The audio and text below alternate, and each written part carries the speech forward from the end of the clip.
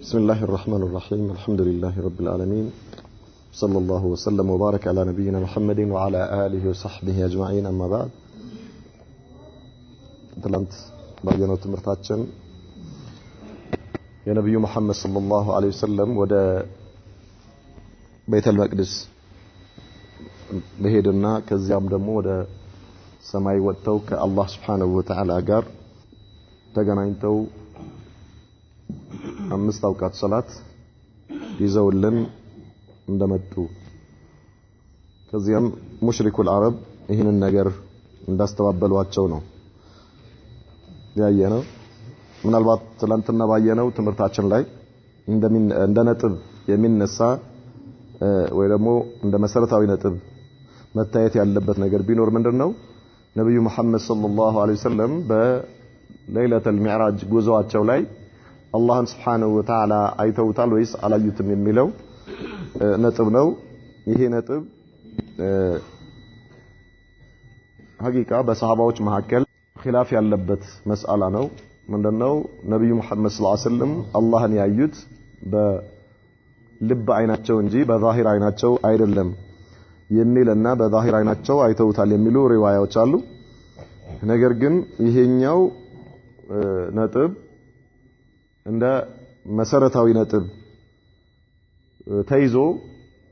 አንዳንድ አቂዳ በመሰረታዊ የእስልምና ነጥቦች ላይ በአቂዳ መሳኢሎች ላይ በሰሃባዎች መካከል ኺላፍ ነበርና አሁንም በእኛም መካከል ቢኖር ይሄ ሊለያየን አይገባም የሚሉ ሙገታዎች ይሰማሉ። በመጀመሪያ ደረጃ ይሄኛው እንደ ዋና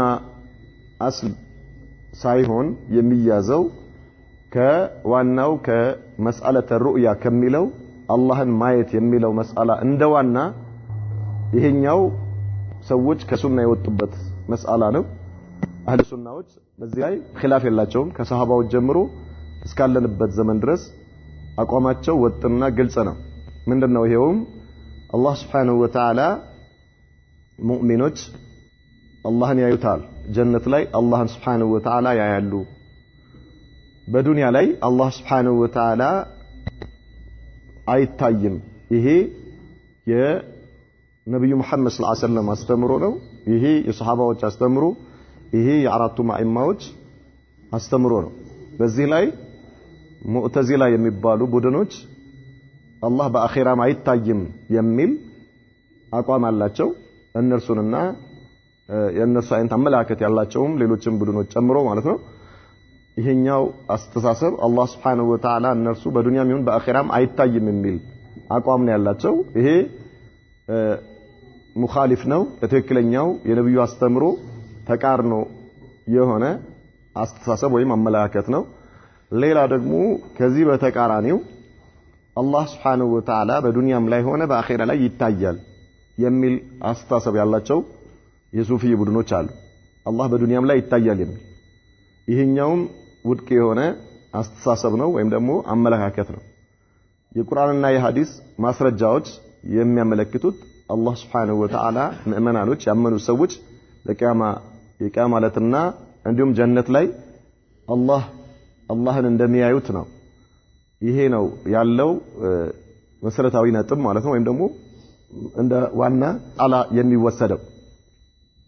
ነገር ግን አሁን ነብዩ መሐመድ ሰለላሁ ዐለይሂ ወሰለም ሌሊተል ሚዕራጅ አላህን አይተዋል ወይስ አላዩም? በአይናቸው በዛሂር አይናቸው አላህን አይተውታል ወይስ አላዩትም የሚለው ይሄኛው ነጥብ ከዋናው ነጥብ የወጣ ፈርዕ ነው የሚባለው። ይሄ ከአስል የወጣ ከአስል የተወሰደ ፈርዕ እንጂ ይሄ አይደለም። ይሄ እንደዋና በዚህ አሁን ባልነው አላህ በአኺራ ላይ የሚታይ ለመሆኑና በዱንያ ላይ አላህ የማይታይ ለመሆኑ በሰሃባዎችም መካከል ኺላፍ የለም። ከዚያም የእነርሱን አስተምሮ ተቀብሎ እስካለንበት ዘመን ድረስ የመጡ አይማዎች መካከልም ኺላፍ የለም። ነገር ግን የዛን ቀን ጁዝኢያ ነች እኛዋ ነብዩ መሐመድ ሰለላሁ ዐለይሂ ወሰለም ሌሊተል ሚዕራጅ አላህን በዛሂር አይናቸው አይተዋል ወይስ አላዩም የሚለው ነገር ይሄ ጁዝ ወይ ደግሞ ከዚህ ከዋናው አስል ውስጥ ሊገባ የሚችል በዛ ውስጥ የሚካተት ነው እንጂ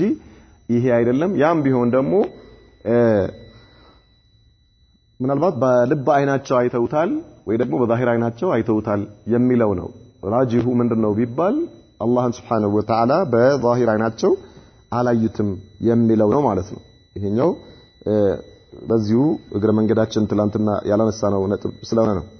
ዛሬ የምናየው አርዱል ኢስላሚ አለል ቀባኢሊ ወልአፍራድ ነብዩ መሐመድ ሰለላሁ ዐለይሂ ወሰለም እስልምናን በተለያዩ ጎሳዎችና እንዲሁም ደግሞ የተለያዩ ግለሰቦችንም እንዲቀበሉ ያቀረቡበት ሁኔታ ነበር ማለት ነው። ይሄኛው ካነ ሚን ደቢ ረሱልላህ ሰለላሁ ዐለይሂ ወሰለም ከነብዩ ልማዳቸው ውስጥ የነበረው منذ امره الله بالجهر بالدعوه الله سبحانه وتعالى በግልጽ ዳዕዋ እንዲያደርጉ ካዘዛቸው ጊዜ ጀምሮ ልማዳቸው ምንድን ነበረ? انه كان يخرج في موسم الحج وايام اسواق العرب የሐጅ ጊዜ በሚመጣበት ጊዜና ሐጅ ሲደርስ ማለት ነው። እንዲሁም ደግሞ አረቦች ተሰባስበው አሁን በዘመናችን ማዕረድ እንደሚባለው ማለት ነው ወይ ደግሞ ባዛር የሚባል አይነት አረቦች ገበያ ነበራቸው የሚሰባሰቡበት ትልልቅ የሆኑ ገበያዎች ነበርዋቸውና በእነዚህ ጊዜ ምን ያደርጋሉ? ይወጣሉ ነብዩ መሐመድ ሰለላሁ ዐለይሂ ወሰለም ወደዛ ወደ ሱቅ ኢላ መናዚል القبائل فيدعوهم الى الاسلام ከዚያ በኋላ ይወጡና እነዚህን ከተለያየ ሀገር የሚመጡ የአረብ ጎሳዎችን ወደ እስልምና ይጠሯቸው ነበር። واشهر اسواق العرب في الجاهليه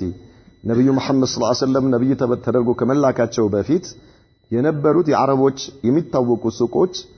ወአቅረቡሃ ኢላ መከተ ثلاثه ወደ መካ ቅርብ የነበሩት እነዚህ ትላልቅ ገበያዎች ሶስት ነበሩ አለ። አንደኛው ኦካዝ ይባላል፣ ወሚጀና ወዙል መጃዝ። እነዚህ ሶስቱ የቦታ ስሞች ናቸው። እዚያ ቦታ ላይ የሚደረጉ ገበያዎች በጣም ትልቅ ገበያዎች ናቸው። አረቦች ከተለያየ ቦታ እየመጡ ተሰብስበው የሚገበያዩባቸው የነበሩ የገበያ ቦታዎች ነበሩ ማለት ነው። ወካዝ የሚባለው ቦታ ቀሪየቱን በይነ ነኽላ ወጣይፍ። ይሄኛው ኦካዝ የሚባለው ቦታ ገበያ ያለበት ማለት ነው።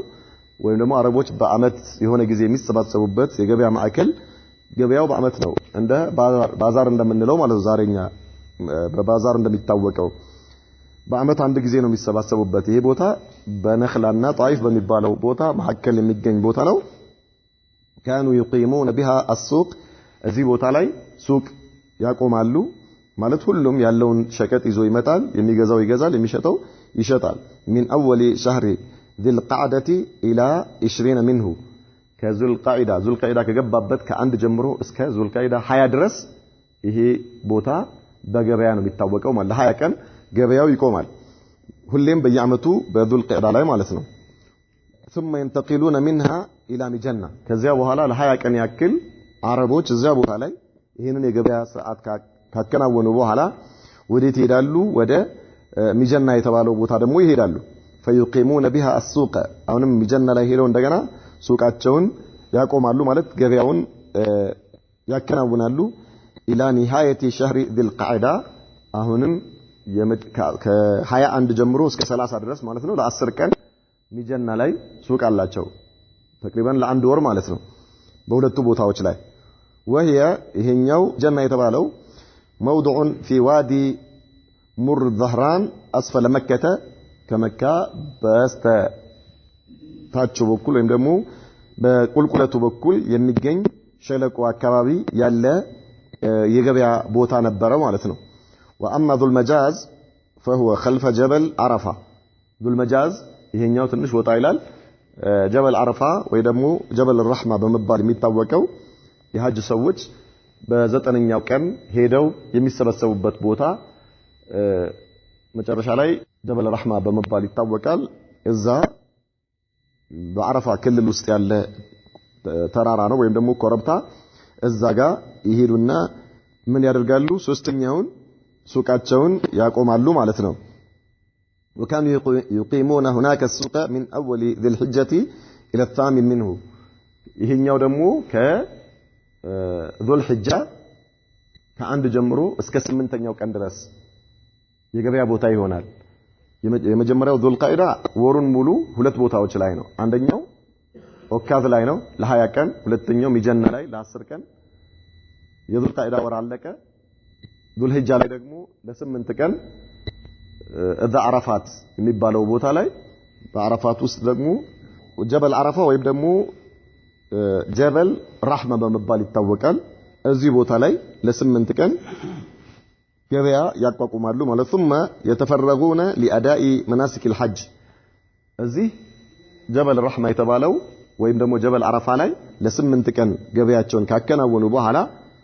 ለሐጅ ስራ ሁሉም ይበታተናሉ ገበያው አይኖርም ማለት ነው ለአንድ ወር ከ8 ቀን ተከታታይ የሆነ ገበያ አላቸው ከዚያ በኋላ ግን ይበታተኑና ሁሉም የራሳቸውን የሐጅ ስርዓት የሐጅ ስራ ይሰራሉ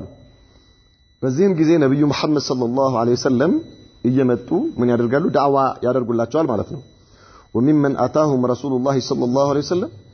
ነብዩ መሐመድ መጥተው ዳዕዋ ካደረጉላቸው ሰዎች ውስጥ ወደአሁም الى الاسلام وعرض عليهم نفسه ليؤوه وينصروه ዳዕዋቸውን የእስልምናውን ዳዕዋ ካቀረቡላቸውና እንዲሁም ደግሞ እሳቸውን ከለላ እንዲሰጧቸው ዳዕዋቸውን ከተቀበሉ በኋላ አብረዋቸው ወደ እነሱ አገር ሄደው ማለት እዛው ማለት ነው በአረቢያ ግዛት ላይ ሆኖ ነገር ግን ከመካ ውጪ ሆነው ዳዕዋቸው ማከናወን እንዲችሉ ከለላ እንዲሰጧቸውና እስልምናንም እንዲቀበሉ ከጠሯቸው ሰዎች ጎሳዎች ውስጥ በኑ አሚር ابن صعصع የሚባል ጎሳ وبنو محارب ابن خصفة وبنو فزارة وغسان ومرة وبنو حنيفة وبنو سليم وبنو عبس وبنو نصر وبنو البكاء وبنو كندة وبنو كلب وكذلك وبنو الحارث ابن كعب وعذرة والحضارمة እነዚህ የአረብ ጎሳዎች ናቸው እዚያ ቦታ ላይ አሁን ያልናቸው የገበያ ቦታዎች ላይ ነብዩ መሐመድ ሰለላሁ ዐለይሂ ወሰለም ዳዕዋ ካደረጉላቸውና እንዲሁም ደግሞ ወደ እነርሱ ሄደው እነሱ ጋር ሆነው ከለላ ሰጥተዋቸው ዳዕዋቸውን እንዲቀጥሉ ከጠየቋቸው ጎሳዎች ውስጥ ናቸው فلم يستجب له منهم احد ከነዚህ ጎሳዎች በግለሰብም ደረጃ ይሁን በመሪዎችም ደረጃ ይሁን ሌሎችም እንደ አጠቃላይ እንደ ቡድንም የመጡት አንዳቸውም አልተቀበሏቸውም ولكنهم اختلفوا في اساليب ردودهم ነገር ግን አመላለሳቸው ይለያይ ነበር ሁሉም አንድ አይነት አመላለስ አይደለም የመለሱላቸው ማለት ነው فمنهم من رد عليه ردا جميلا አንዳንዶቻቸው ቆንጆ በሆነ ስሉብ በመልካም ንግግር በመልካም ስነ ምግባር እንደ አንቀበልም በሚል ነው የመለሷቸው ومنهم من اشترط لنفسه ان تكون له الرئاسه بعده አንዳንዶቹ ደግሞ ምን አሉ እኛ ከፈለክ መቀበል እንቀበላለን ዳዕዋህን እስልምናን እንቀበላለን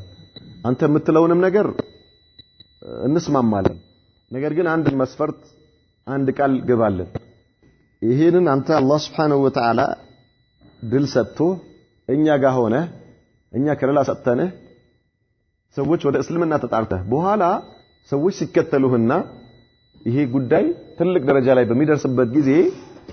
አንተ ወደ አኺራ ስትሄድ ይሄንን ስልጣን ለኛ ልትሰጠን ይሄ ስልጣን ለኛ ሊሆን ቃል ገባለን በዚህ የምትስማማ ከሆነ ችግር የለም ነብዩ መሐመድ ሰለላሁ ዐለይሂ ወሰለም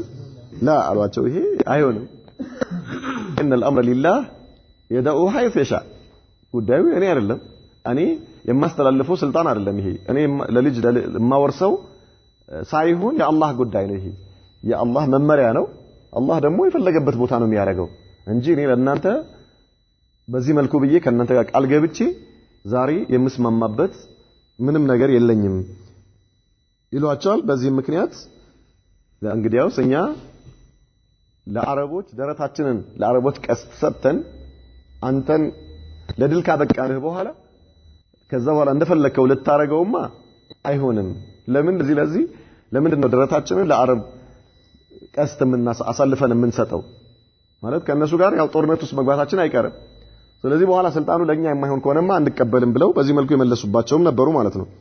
ومنهم من قال اسرتك وعشيرتك اعلم بك ያንተ ቤተሰቦች ከኛ የበለጠ ስላንተ ያውቃሉ حيث لم يتبعوك ታዲያ ለምንድን ነው ያልተከተሉ እነሱ ያልተከተሉ ችግር ቢኖርበት ነው ስለዚህ ከነሱ የበለጠኛ እናውቅም እነሱ ያልተከተሉትን ነገር ደግሞ ያልተቀበሉትን እኛም አንቀበልም ብለውም የመለሱባቸው አሉ ومنهم من رد عليه ردا قبيحا አንዳንዶቹ ደግሞ በጣም አጸያፊ በሆነ ሁኔታ የመለሱባቸውም አሉ وكان بنو حنيفة رهط مسيلمة الكذاب أقبحهم ردا በጣም መጥፎ ምላሽ ከሰጧቸው ውስጥ ሙሰይለመት الكذاب የሚባለው እኔ ነብይ ነኝ ብሎ ተነስቶ የነበረው ሰው የሱ ጎሳዎች ናቸው በጣም በመጥፎ ሁኔታ የመለሱባቸው ማለት ነው። ነገር ግን አላህ Subhanahu Wa Ta'ala ያሻውን የሚሰራ ጌታ ነውና እነዚህ ሰዎች በዚህ መልኩ ቢያባሯቸው ወይም ደግሞ አንቀበልም ብለው ቅስማቸው ቢሰበርም ግን አላህ በሌላ መልኩ ባልጠበቁት አጋጣሚ ዲኑን የሚቀበል ሰው አመጣላቸው። ወልሙእሚኑና ሚን ገይሪ አህሊ መካ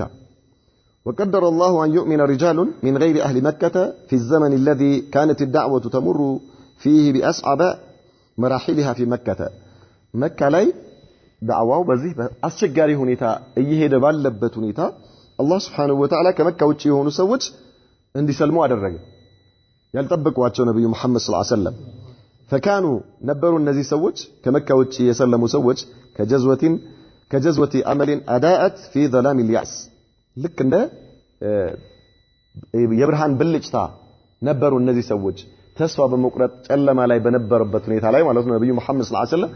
ነገሮች ከባድ እየሆኑባቸው ባለበትና ዳዕዋቸው በሄዱበት ሁሉ ማልቀበልም እያለ ባለበት ሁኔታ ላይ የእነዚህ ሰዎች መስለም የተስፋ ብርሃን ነበረ። ልክ ብርሃን እንደሚሰጥ ፍም ማለት ነው። فمنهم ከእነዚህ ከሰለሙ ሰዎች አንደኛ ስወይድ ኢብኑ ሳሚት ይባላል። كان شاعرا لبيبا በጣም ጮሌ የሆነ ገጣሚ ነበረ። من سكان يثرب ማለት የመዲና ስም ነው። መዲና ሙነወራ ማለት ነው። መዲና النبوية ከመዲና ነዋሪዎች ውስጥ አንዱ ነበረ። يسمى بالكامل ቅጥል ስሙ አልካሚል ተብሎ ይጠራ ነበር። لشرفه وشعره በጣም ክብር ነበረው ይሄ ሰውዬ እዛ መዲና ውስጥ እንዲሁም ደግሞ በግጥም ይታወቃል። أتى مكة حاجا أو معتمرا ወደ መካ መጣ ሐጅ ሊያረግ ወይም ዑምራ ሊያረግ فدعاه رسول الله صلى الله عليه وسلم الى الاسلام ነብዩ መሐመድ صلى الله عليه وسلم ወደ እስልምና ጠሩት ይሄንን ሰው فعرض هو على رسول الله صلى الله عليه وسلم حكمة لقمان ነብዩ መሐመድ صلى الله عليه وسلم ወደ እስልምና ሲጠሩት እሱ ደግሞ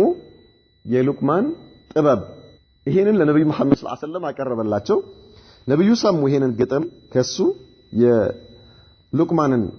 ታሪክ ሰሙና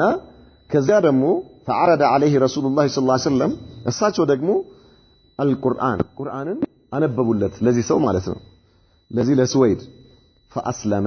እስልምናን ተቀበለ وقال إن هذا قول حسن ይሄ በጣም የሚያምር የሆነ ንግግር ነው አላቸው قتل في وقعة بين الأوس والخزرج قبل يوم بؤاث ይሄ ሰው ወደ መዲና ከተመለሰ በኋላ يوم بؤاث የሚባለው አውስና ኸዝረጆች የመጨረሻ ከፍተኛ ጦርነት ያደረጉበት ሁለት የመዲና ጎሳዎች ናቸው። የአረብ ጎሳዎች አውስና ኸዝረጅ ይባላሉ። በጣም ከፍተኛ የሆነ በመሐከላቸው ጦርነት ነበረ። ለብዙ ጊዜ ነው ሲዋጉ የነበሩት። አይሁዶች ሶስት ቀቢላዎች የአይሁድ ቀቢላዎች መዲና ላይ ነበሩ። በኑ ቀይኑቃ፣ በኑ ነዲር ወበኑ ቁረይዛ የሚባሉ ሶስት የአይሁድ ጎሳዎች አሉ። ሁለት ደግሞ የአረብ ጎሳዎች አሉ። አውስና ኸዝረጆች ናቸው እነዚህ ዋናዎቹ። በእነዚህ መሐከል ከፍተኛ ጦርነት ነበርና አረቦች እነዛ አይሁዶች ከሁለቱም ጎሳዎች ጋር ተከፋፍለው ተስማምተው ነበር የሚኖሩት። ኸዝረጆች በኑ ነድርና በኑ ቀይኑቃ የሚባሉ ሁለቱ የአይሁድ ጎሳዎች ከእነሱ ጋር ነው ያሉት። አውስ የሚባሉት ደግሞ የአረብ ጎሳዎች በኑ ነድር በኑ ቁረይዛ የተባሉ የአይሁድ ጎሳዎች ከእነሱ ጋር ነው ያሉት። ሁለቱ ተከፋፍለዋቸዋል ሶስቱ ጎሳዎች ማለት ነው አውስና ኸዝረጅ። እነዚህ በጣም ከፍተኛ የሆነ ጦርነት ላይ ነበሩና መጨረሻ ላይ ግን ይሄ ቡአስ የተባለው የቦታ ስም ነው። እዚያ ቦታ ላይ መጨረሻ ላይ ከፍተኛ የሆነ ጦርነት አድርገው ነበር እነዚህ ሁለቱ ማለት ነው። መጨረሻ ላይ በአውስ አሸናፊነት ነበር ያለቀው ያቀን ማለት ነው ጦርነቱ። በአውሶች የበላይነት ተጠናቅሞ ነበርና ምን አለ ከዚያ በፊት በነበረው ጦርነት የውም ቡአስ ከየውም ቡአስ በፊት የመጨረሻ የማጠናቀቂያው ጦርነት ከመካሄዱ በፊት ብዙ በየአመቱ የተለያየ ጦርነት ያደርጉ ስለነበረ በዚያ ጦርነት ላይ ነው የተገደለው ይሄ ስወይድ ኢብኑ ሳሚት የተባለው ሰው ማለት ነው። ይሄ ሰው በዚህ ጦርነት ተገሎ ነበረ። ነገር ግን ያው ሰልሞ ነብዩ መሐመድ ሰለላሁ ዐለይሂ ወሰለም ጋር መጥቶ ሰልሞ ከሄደ በኋላ ነበር። ሁለተኛ ኢያስ ኢብኑ ሙዓዝ ሁለተኛው ከሰለሙት ሰዎች ማለት ነው። كان غلاما حديثا من سكان يثرب ይሄም ሰው ወጣት ነው መዲና ከሚኖሩ ሰዎች ውስጥ አንዱ ነበር። قدم مكة في أوائل سنة 11 من النبوة በ11ኛው ነብዩ መሐመድ ሰለላሁ ዐለይሂ ወሰለም ነብይ ተደርገው ከተላኩ በ11ኛው አመት ላይ ወደ مكة متى كمدينة في وفد من الأوس يهسو أوس كميبالو قدم ያልነው መዲና ውስጥ ከሚኖሩ ጎሳዎች ውስጥ ከነሱ ከተመረጡ ግሩፖች ጋር ሆኖ ነው የመጣው ለምንድን ነው እነዚህ ሰዎች መጥተው የነበሩት ካኑ يلتمسون الحلف من قريش على الخزرج እነዚህ ሰዎች አሁን ጦርነቱ በخزرجና በአውስ መካከል ያለው ጦርነት እየከፋ ሲሄድ ከቁረይሾች ጋር ለመስማማት መጥተው ነበር ተስማምተው ቁረይሾች አግዘዋቸው ጦርነት በሚገጥማቸው ጊዜ ከእነርሱ ጋር እንዲሆኑ ለመጠየቅ ነበር ተውጣጣው ተልከው የመጡትና ከዚያ ውስጥ አንዱ ይሄ ኢያስ ኢብኑ ሙዓዝ የተባለው ሰው አለ فجاءهم رسول الله صلى الله عليه وسلم ነብዩ መሐመድ ሰለላሁ ዐለይሂ ወሰለም መጥቷቸው ወደ መካ መጥቶ ነበር እነዚህ አገኙአቸው ودعاهم الى الاسلام ወደ እስልምና ጠሯቸው وتلا عليهم القرآن ቁርአን አነበቡላቸው فقال ኢያስ ኢብኑ ሙዓዝ የተባለው ሰው ምን አለ هذا والله خير مما جئتم له ይሄ እናንተ ይዛችሁት ከመጣችሁት ጉዳይ የበለጠ ትልቅ የሆነ ኸይር ነገር ነው አለ እናንተ አሁን ቁረይሾች ከእናንተ ጋር ሆነው እንዲስማሙና ከጎናችሁ እንዲሆኑላችሁ ለመጠየቅ ነው የመጣችሁት ይሄ ግን ትልቅ የሆነ ከዛ የበለጠ ትልቅ ኸይር ነውና ተቀበሉ አላቸው ማለት ነው ኢያስ فرمى ابو الحيسر احد اعداء الوفد تراب البطحاء في وجه ኢያስ حيسر የተባለው ሰው ከነሱ ውስጥ ከመጡት ሰዎች ውስጥ አንዱ አፈር አነሳና እንደዚህ ከአሸዋማ አፈር አነሳና ፊቱ ላይ እንደዚህ ወተነበት ማን ላይ ኢያስ ኢብኑ ሙዓዝ ላይ ማለት ነው ለምንድን ነው وقال دعنا عنك እስኪ ዝም በል አንተ ስለዚህ ጉዳይ አታውራ አለው لقد جئنا لغير هذا እኛ የመጣነው ለዚህ ጉዳይ አይደለም የመጣነው ለሌላ ጉዳይ ነው የመጣነውና ስለዚህ አሁን እኛ የመጣንበትን ጉዳይ እንጂ ይሄን አይደለም የምንፈልገው فسكت ዝም አለ በቃ خلاص ولم يلبث بعد رجوعهم الى يثرب عن هلك كذا ወደ መዲና ከተመለሱ በኋላ ብዙም ሳይቆይ ወደ አኺራ ሄደ وكان يهلل ويكبر ويحمد ويسبح عند موته በሚሞትበት ሰዓት لا اله الا الله ይላል الله اكبر والحمد لله سبحان الله እያለ ነበር ይላሉ ወደ አኺራ ሄደው ولا يشك قومه انه مات مسلما ማለት ሙስሊም ሆኖ ነው የሞተው በወቅቱ ያው እነዛ ሰዎች ከእሱ ጋር አብረው የመጡት ስላልተቀበሉት ዝም አለ ነገር ግን ወደዛ ከሄደ በኋላ ወደ እስልምና ገብቶ ነው የሞተው ሶስተኛው እስልምናን ከተቀበሉ ሰዎች አቡ ዘር አልጊፋሪ አቡ ዘር የተባለው ሰው ነበር صحابي معروف بلغ اليه خبر مبعث النبي صلى الله عليه وسلم بسبب اسلام سويد ابن صامت واياس ابن معاذ እነዚህ ቀደም ያልናቸው ሁለቱ ሰዎች በመስለማቸው ምክንያት አቡ ዘር መካ ውስጥ ነብዩ መሐመድ ሰለላሁ ዐለይሂ ወሰለም ወደ እስልምና እየተጣሩ መሆኑን ሰምቶ ነበርና ምን አደረገ فارسل اخاه الى مكه لياتي بالخبر ወንድሙን እስኪ ሂድና መካ ስለመጣው ጉዳይ ስላለው ነገር ወሬ ይዘህልኝና አለው ምንድነው ወደ ነብይ የሆነ ነብይ ተልኳል ወደ እስልምና እየተጣራ ነው የሚባል ነገር አለና ሄደህ እስኪ ይሄን ጉዳይ አጣራልኝ አለው فذهب ورجع اي اخوه يا ابو ذر ወንድሙ ወደ መካ መጣና ተመልሶ ሄደ ማለት ያለውን ነገር ይዞለት ሄደ ማለት ነው ወለም يشفيه አላስደሰተው ይሄ የወንድሙ ንግግር አላጠገበው فخرج بنفسه حتى نزل بمكة في المسجد الحرام خلاص ቀጥታ ራሱ ስንቁን ይዞ ተነሳ ከመዲና ወደ መካ ማለት ነው ወደ 540 ኪሎ ሜትር አካባቢ ነው ወደ መካ መጣ مسجد الحرام ገብቶ ቁጭ አለ وبقي فيه نحو شهر ለአንድ ወር ያክል مسجد الحرام ቁጭ አለ አቡ ዘር يشرب ماء زمزم የዘምዘምን ውሃ ይጠጣል وهو طعامه وشرابه ምግቡም ይሄ ነው ወመጠጡም ይሄ ነው የሚያቀው ሰው የለም እንግዳ ነው እዚህና እዛ ማለት አይችልም ሐረም ላይ ቁጭ ብሎ ዘምዘም እየጠጣ እንደ ምግብም እንደ ውሃም እየተጠቀመበት ለአንድ ወር ቆየ ማለት ነው ولا يسأل عن النبي صلى الله عليه وسلم ስለ ነብዩ ምንም ነገር አይጠይቅም لماذا يعني عن النبي احدا خوفا على نفسه ምክንያቱም ስለ ነብዩ ከጠየቅኩኝ አይታወቅም መጠይቀው ሰው ምን አይነት እንደሆነ ስለማላውቅ አደጋ እንዳያደርስብኝ በሚል ዝም አለ ማለት ነው ምንም ሳይጠይቅ ثم استتبعه علي رضي الله عنه حتى دخل به على النبي صلى الله عليه وسلم ከዛ علي بن ابي طالب ይህን ሰውዬ ሲያዩት እንግዳ ሰው ነው ማንንም ጋር አይሄድም መስጂድ አልሐራም ላይ ነው ቁጭ የሚለው ተከታተሉት ለተወሰነ ጊዜና መጨረሻ ላይ ይዘውት ወደ ነብዩ መሐመድ ጋር ሰለላሁ ዐለይሂ ወሰለም ወሰዱት فطلب منه ابو ذر أن يعرض عليه الإسلام كزيام اسكي يزهو يمتهو النجر نجرني على شو من دونه يزهو يمتهو يا محمد صلى الله عليه وسلم فعرض عليه فأسلم مكانه ودياو نبي محمد صلى الله عليه وسلم يا الله ملك تنيان دهونو سوتش اللهم بتشال يملكونا كالله وجه من ملكه النجر بمولو انديتو ليستمروا الله يلاكاچو يا الله ملك تنيا مهوناچون أسردوت ودياو سلموا على بسبب تقبله ثم جاء إلى المسجد الحرام وقال በጣም የሚገርም ደፋር ሰውዬ ነው መስጂድ الحرام መጣናው أشهد أن لا إله إلا الله وأشهد أن محمدا عبده ورسوله ገና ነው እኮ ገና እንደዚህ በዚህ መልኩ ጁርአ አልተጀመረም እሱ እንግዳ ነው አስለን የመካ ሰው አይደለም ከእነርሱ የሚጠብቀውም ሰው የለም ከዛ أشهد أن لا إله إلا الله وأشهد أن محمدا عبده ورسوله እኔ ሙስሊም ነኝ ብሎ ኢዕላን አደረገ ማለት ነው መካ ካባ ጋር መጥቶ ሙሽሪኩል አረብ ተሰበሰቡበት فانقد عليه قريش قريشوች እንዳለ ተነስተው በላዩ ላይ ሰፈሩበት በሱ ላይ وضربوه ليموت ሞቷል እስኪባል ድረስ ቀጠቀጡት ምንም ችግር የለም ማለት فانقذه العباس ابن عبد المطلب አስጣሉት ከነሱ ወስደው ማለት ነው فلما اصبح الغد قال مثل ما قال بالامس አሁንም በማግስቱ እዛው ቦታ ላይ መጥቶ أشهد أن لا إله إلا الله وأشهد أن محمدا عبده ورسوله አሁንም እዛው ካዕባ አጠገብ ቆሞ ይሄንን ድምጹን ከፍ አድርጎ ተናገረ وضربوه مثل ما ضربوه بالامس لك ትላንት እንደቀጠቀጡት ሁሉ ዛሬም እዛው ይዘው ቀጠቀጡት وانقذوا العباس كما انقذه بالامس ዛሬም አሁንም እንደገና العباس ابن عبد المطلب የነብዩ መሐመድ ሰለላሁ ዐለይሂ ወሰለም አጎታቸው ማለት ነው አስጣሉት ورجع ابو ذر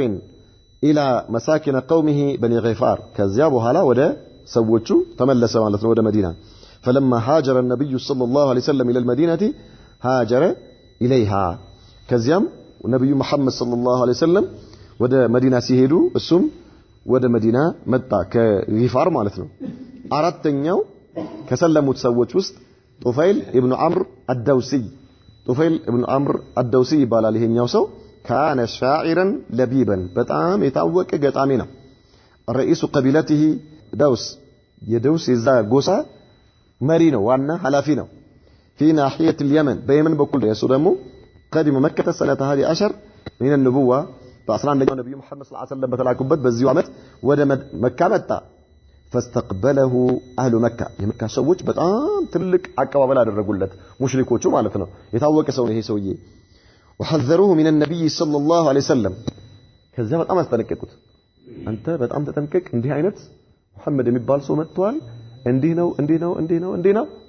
አጠገቡ ከደረስክ ጉድ ነው የሚፈላው የሚለውን ነገር እንዳትሰማ በምንም ተአምር እንዳትሰማ እንዳትጠጋው እሱ ጋር ከሰማህ ድግምት ነው ንግግሩ ሰው ይስባል እንዳትሰማ ስለዚህ በምንም ወደምትፈልገው ጉዳይ ሂድ እንጂ እሱን እንዳታገኘው አሉት ምንም ነገር እንዳትሰማ حتى حاشا اذنه الكرسفه حين جاء الى المسجد الحرام በጣም ስላስጨነቁት ነብዩ መሐመድ ሰለላሁ ዐለይሂ ወሰለም የሚሉትን ነገር ላለመስማት ጆሮውን ጥጥ ሞላው ሁለቱንም ጆሮዎቹ ማለት ድብና አድርጎ ጠቅጥቆ ሞልቶት ወደ መስጂድ الحرام መጣ ያው ሲመጡ እነሱ ጧፍ ያደርጋሉ በራሳቸው ማለት ነው ከይላ يسمع منه شيئا ምንም ነገር ከነብዩ መሐመድ ሰለላሁ ዐለይሂ ወሰለም አንዳችም ቃል እንዳይሰማ ማለት ነው وكان صلى الله عليه وسلم قائما يصلي عند الكعبه يا الله صالح ሆኖ ነብዩ መሐመድ ሰለላሁ ዐለይሂ ወሰለም ካዕባ ጋር ቆሞ እየሰገዱ ነው ቁርአን እየቀሩ ማለት ነው እየሰገዱ ነበር فوقع في اذنه منه شيء ነብዩ መሐመድ ሰለላሁ ዐለይሂ ወሰለም ከሚቀሩት ከቁርአን የተወሰነ ነገር ተጥሞልቶታል አይደል የሆነ ነገር ሾልኮ ገባ አላህ ስለፈለገው ከዚያ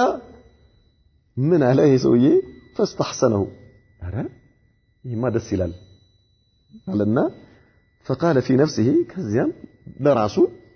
ምን ሆኜ ነው አለ اني لبيب وشاعر እኔ እኮ ግጥም አውቃለሁ ደግሞ በጣም ጮሌ ነኝ ما يخفى علي الحسن من القبيح እኔ መጥፎ ነገርና መልካም ነገር መለየት እችላለሁ ታዲያ ምን ነክቶኝ ነው የእነዚህን ሰዎች ወሬ ሰምቼ ጆሮዬን በዚህ መልኩ ጥጥ የደፈንኩት ለምንድን ነው ከጆሮ ላይ ጥጦቹን አውጥቶ ወደዛ ወረወረና እሰማለሁ እኔ ከዛ በኋላ መልካም ነገር ከሆነ እቀበላለሁ መጥፎ ከሆነ እተወዋለሁ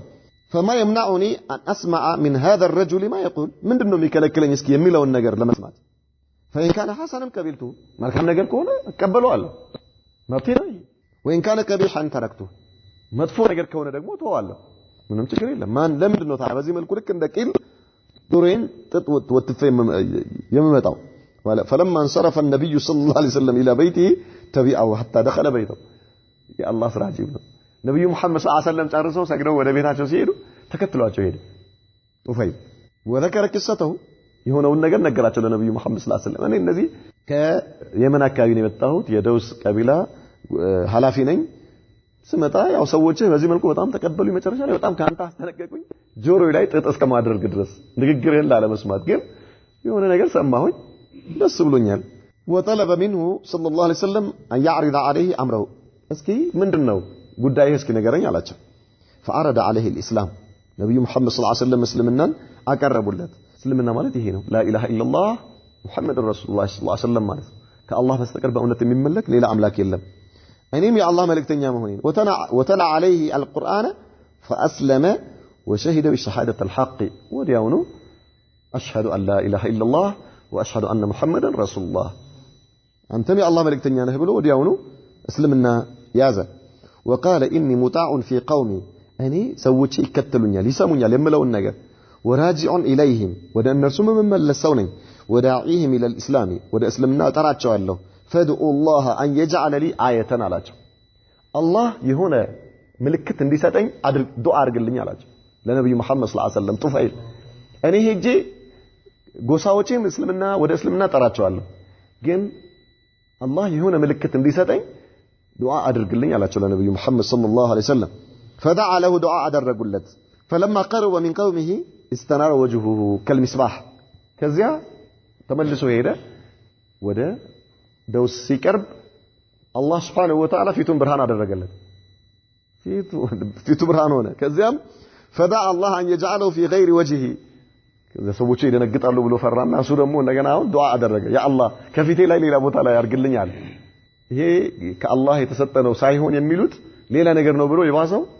ይበረግጋሉ ስለዚህ ይሄን ብርሃን ከፊቴ ላይ ያንሳልኝና ሌላ ቦታ ላይ ያርግልኝ ብሎ ዱዓ አደረገ فتحول النور الى صوته ከዛች እቺ አመልካች ጣቱ ወደ አመልካች ጣቱ አላህ አደረገለት አመልካች ጣቱ እንዲያበራ ማለት ነው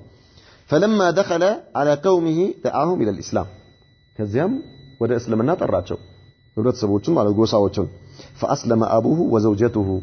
ከዛም አባቱ ሰለመ ባለቤቱ እና ቤተሰቦቹ ሰለሙ وابطأ القوم ሰዎቹ የተወሰነ ቆዩ ሳይሰልሙ ማለት ነው لكنه ነገር ግን لما هاجر الى المدينه بعد الحديبيه كسلح حديبيه بوحالا ወደ መዲና ሲሄድ ሂጅራ አድርጎ ሲሄድ ወደ ነብዩ መሐመድ ጋር ማለት ነው كان معه 70 او 80 بيتا من قومه ከሱ ጋር አብሮ 70 አባወራ ወይም 80 የሚሆን አባወራ አብሮ ሄደዋል ሰልሞ ማለት ነው ነብዩ መሐመድ ጋር ሰለላሁ ዐለይሂ ወሰለም ወደ መዲና አብሮ ሄደዋል ዳዕዋውን ተቀብለው እስልምና ወደ እስልምና ገብተው ማለት ነው አምስተኛ ضماد الازدي እስልምና ከተቀበሉ ሰዎች ውስጥ ضماد الازدي የሚባለው ሰው ነው ومن ازد شنوء من اليمن ይሄም ከየመን ጎሳዎች ውስጥ አንዱ ነው ይሄ ሰውዬ ጅን ለያዘው ሰው እንዲሁም ደግሞ መስ የሸይጣን ልክፍት ያለበት ሰው ላይ ወይ ደግሞ እብደት ላለበት ሰው ምን ያደርጋል መድኃኒት ያደርጋል ሩቃ ያደረገ መድኃኒት ያደርግ ነበር ይሄ ሰውዬ فجاء مكة فسمع سفهاء يقولون ان محمدا مجنون ከዚያ መካ ሲመጣ ሙሐመድ ማለት አንድ እንዲህ እብድ የሆነ ሙሐመድ የሚባል ሰው አለ ሲባል ሰማ ዳማት ማለት ነው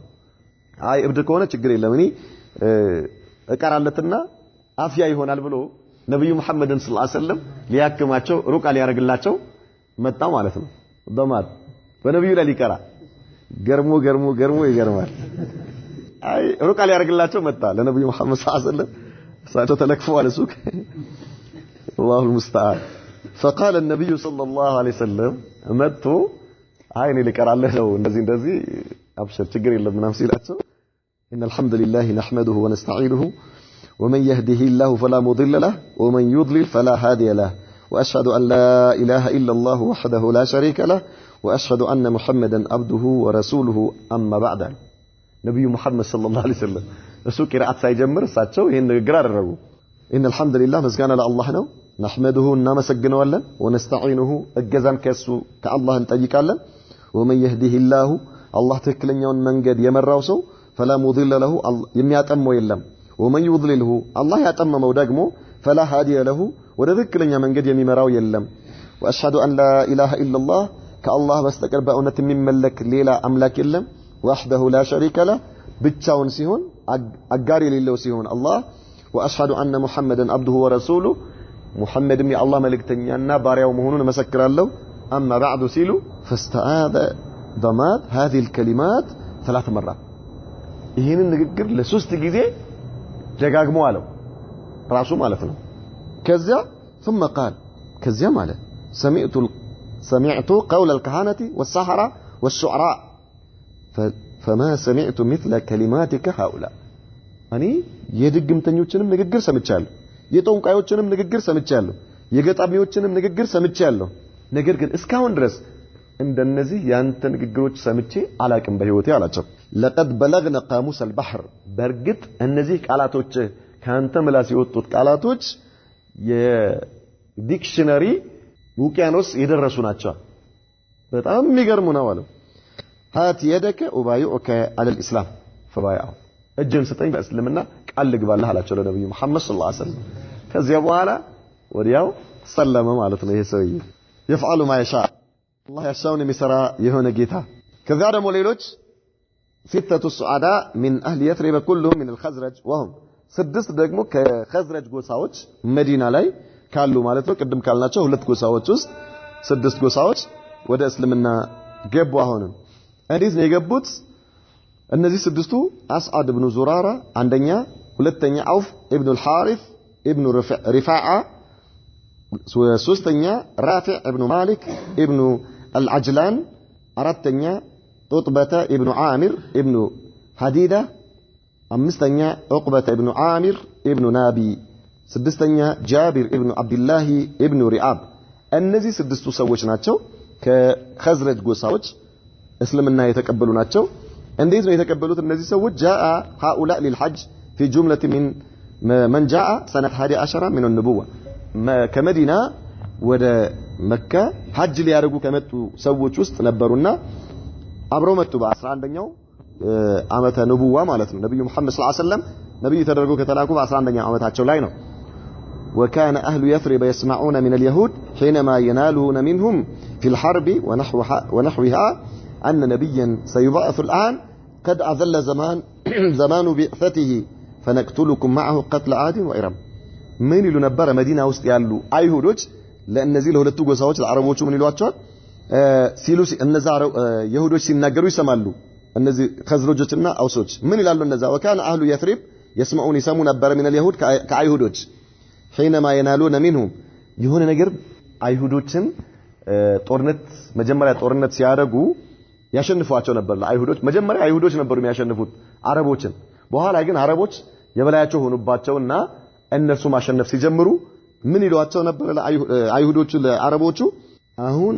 ነብይ የሚላክበት ዘመን ደርሷል ይሄ ነብይ ሲመጣ እኛ እሱን እንከተልና ከሱ ጋር ሆነን እናንተን ዋጋችሁን እንሰጣችኋለን እንጋደላችኋለን ይሏቸው ነበርና ይሄንን ይሰሙ ነበር ከዚያ فنقتلكم معه قتل عاد وإرم በዚህ መልኩ እንገላቸዋለን አድና ኢረም ከዚያው ፊት የነበረ ታሪክ ነው فلما كانوا بعقبة منى مر بهم رسول الله صلى الله عليه وسلم ليلا وهم يتكلمون እነዚህ ሐጅ ሊያረጉ መጡ አሁን ስማቸው የተጠቀስናቸው ስድስቱ ሰዎች ሚና ላይ በማታ ተሰብስበው ቁጭ ብለው ሲናገሩ ነብዩ መሐመድ ሰለላሁ ዐለይሂ ወሰለም ባጠገባቸው አለፉ فلما سمع الصوت عمدهم حتى لحقهم ድምጻቸውን ሲሰሙ እነርሱን አሰቡና ወደ እነርሱ አይ ቀሰደሁም ማለት ነው ወደ እነርሱ ሄዱ ተጠጉ ነብዩ መሐመድ ሰለላሁ ዐለይሂ ወሰለም ወደ ተቀመጡበት ቦታ وقال من انتم ማን ናችሁ እናንተ አሏቸው ነብዩ መሐመድ قالوا نفر من الخزرج እኛ ከመዲና የመጣን ሰዎች ነን የخزرج ጎሳዎች ነን አሏቸው قال موالي يهود የአይሁድ ከእነርሱ ጋር አብራችሁ የምትተስማምታችሁ ያላችሁ አዎ አይ حلفاؤهم قالوا نعم آه قال أفلا تجلسون أكلمكم تراشي لاوراتشو እንዴ ፍቃደኛ ናችሁ ላነጋግራችሁ ፍቃደኛ ትሆናላችሁ قالوا بلى آه አሉ ምንም ችግር የለም فجلسوا معه ከዛ እሳቸው ጋር መጥተው ቁጭ አሉ አብረው ማለት ነው فشرح لهم حقيقة الإسلام ከዛም ነብዩ መሐመድ ሰለላሁ ዐለይሂ ወሰለም ስለ እስልምና በዝርዝር ነገሯቸው አላህ እሳቸውን የላከበት እኔ አላህ Subhanahu Wa Ta'ala ልኮኛል ለሰው ልጆች ከኩፍር ጨለማ ወደ እስልምና ብርሃን ላሸጋግራቸው ከዘላለማዊ ውርደት እንዲሁም ዘላለማዊ የሆነ ልቅና እንዲሸጋገሩ ላረጋቸው ፍጡርን ከማምለክ አላህን ፈጣሪን እንዲያመልኩ ላደርግ አላህ ልኮኛል ሰዎችን ከኩፍር ላወጣ በዚህ መልኩ ነው የተላኩት እኔ የአላህ መልእክተኛ ነኝ ዝርዝር ነገር ነገሯቸው ማለት ነው አላህ Subhanahu Wa Ta'ala حرام ያደረገባቸው ነገር አላህ ሐላል ያደረገላቸው ነገር በዝርዝር ነገሯቸው وتلا عليهم القرآن ከዚያም ቁርአን አነበቡላቸው ነብዩ መሐመድ ሰለላሁ ዐለይሂ ወሰለም ودعاهم الى الله ታዲያሁን አትሰልሙም እንዲያሏቸው لا اله الا الله ብትሉ ምን ይመስላችኋል ወደ እስልምና ብትገቡና አላህ ዘላለማዊ የሆነ የተድላ ህይወት ቢሰጣችሁ ምን ይመስላችኋል አሏቸው فقال بعضهم لبعض ከዚያ እርስ በርሳቸው መነጋገር ጀመሩ تعلمون والله انه لنبي الذي توعدكم به اليهود ይሄ እነዚያ አይሁዶች የሚላክ ነብይ አለ እሱ በሚመጣ ጊዜ እኛ ቶሎ እሱን በሱ አምነን ከሱ ጋር ሆነን እንጋደላችኋለን ብለው ሲናገሩት ሲዝቱባቸው የነበረው ሰው ይሄ ነው ይሄ ነብይ ነው ስለዚህ ይሄ ማለት ያ እነሱ ሲነግሩን የነበረው ነብይ እሱ ነው فلا تسبقنكم اليه አይሁዶች እንዳይቀድሟቸው ስለዚህ ይሄን እድል እንዳታስመልጡ ምን በሉ እስልምናን ተቀበሉ አሉ فاسرعوا الى الاسلام ሁሉም በአንድ ድምጽ አሽሃዱ አን ላ ኢላሃ ኢላላህ ወአሽሃዱ አነ ሙሐመደን ረሱሉላህ ሱብሃንአላህ አልዓዚም አላህ Subhanahu Wa Ta'ala የሁሉንም ልባቸውን ከፈተላቸው ወደ እስልምና ገቡ وقالوا من አሉ ከዚያ በኋላ ኢና እኛ እኮ አሏቸው ለነብዩ መሐመድ ሰለላሁ ዐለይሂ ወሰለም قد تركنا قومنا ሰዎቻችንን ተተመተናል መዲና ላይ بينهم من العداوة والشر ما بينهم በአውስና በኸዝረጅ መሐከል በመሐከላቸው አላህ እንጂ ማንም ሊያውቁ የማይችለው መጥፎ የሆነ ጠላትነት አለ በጣም ከፍተኛ የሆነ ጥላቻ አለ በመሐከላቸው በጣም የሚገርመው አውስና ኸዝረጅ ልጆች የአንድ አባት ልጆች ናቸው ቀቢላ ሆነው ነው እንጂ አውስ የሰው ስም ነው ኸዝረጅም የሰው ስም ነው የአንድ አባት ልጆች ናቸው እነዚህ የአንድ አባት ልጆች ምን ሆኑ አውስም የራሱ ቅርንጫፍ አበዛና አንድ ጎሳ ሆነ ኸዝረጅም ቅርንጫፍ ምን ማለት ነው ቅርንጫፍ ማለት ብዙ ልጅ ዘር በዛለት ማለት ኸዝረጅም ዘሩን ይዞ አንድ ጎሳ ሆነ አውስም ዞሮ መጨረሻቸው ግን የአንድ አባት ልጆች ናቸው ዛሬ አንድ ወንድማማቾች ናቸው እነዚህ ሁለቱ ሰዎች ነገር ግን በጣም በሚገርም መልኩ አላህ እንጂ የማያውቀው ተቅሪባን ወደ 50 ዓመት የቆየ በማከራቸው ጦርነት ነበር 50 ዓመት ዝም በጣም ታፊ በሆነ ነገር የሆነ ያው የጃሂልያ ስርዓት ስለነበረ ሴቶቹ ወንዝ ሲሄዱ አንዷ ለአንዷ የሆነ ነገር ካለቻት እየገጠሙ ይናገራሉ በግጥም መልኩ ማለት ነው ወይ ደግሞ ይተራረባሉ ተረባ እንደሚባል ወይ እንደዚህ በእንደዚህ አይነት ነገር የተነሳ ጦርነት ማለቂያ የለውም ወይ ደግሞ በጣም በሚያሳዝን መልኩ ከብቶቻቸው የሁለቱ ከብቶች ይዋጋሉ የአንደኛው ከብት ካሸነፈ በዚህ ምክንያት ጦርነት ይነሳል لا اله الا الله በጣም ታፊ የሆነ ማለት እዚህ ግባ የማይባል ምክንያት ነው ምክንያታቸው ማለት ነው የሚገርም የሆነ ጦርነት ውስጥ የሚጋቡበት እና በጣም ተቅሪበን ለዚህ በጣም ረጅም ዘመን እንዲህ አይነት ጦርነት ላይ ነበሩና ቀድም ያልነው ይሄ ቡአት የተባለው ቀን አጋጣሚ ሆኖ በጣም አሉ የተባሉ ትላልቅ መሪዎቻቸው በሙሉ የተገደሉበት ቀን ነበረ ለዚህ ነው አኢሻ ረዲየላሁ ዐንሃ ምን ትላለች يوم ቡአት يوم هداه الله سبحانه وتعالى لنبيه ነው የምትለው يعني الله ለነብዩ መሐመድ ሰለላሁ ዐለይሂ ወሰለም ሀዲያ የሰጣቸው ቀን ነው ትላለች ምክንያቱም يوم ቡአት የተባለበት የዛን ቀን መሪዎቻቸው ሁሉ በጦርነቱ ላይ ተገለው ከሁለቱም ጎሳዎች ተቅሪበን አንድ ሰው ነበር የቀረው አሉ ከሚባሉ ከትላልቅ ሰዎች ማለት ነው ሁሉም ተገለውባቸውና አላህ Subhanahu Wa Ta'ala ያው ሁለቱም ጎሳዎች ለማስማማት የመጨረሻ ደረጃ ላይ በደረሱበት ሰዓት ስለነበረ ነብዩን አላህ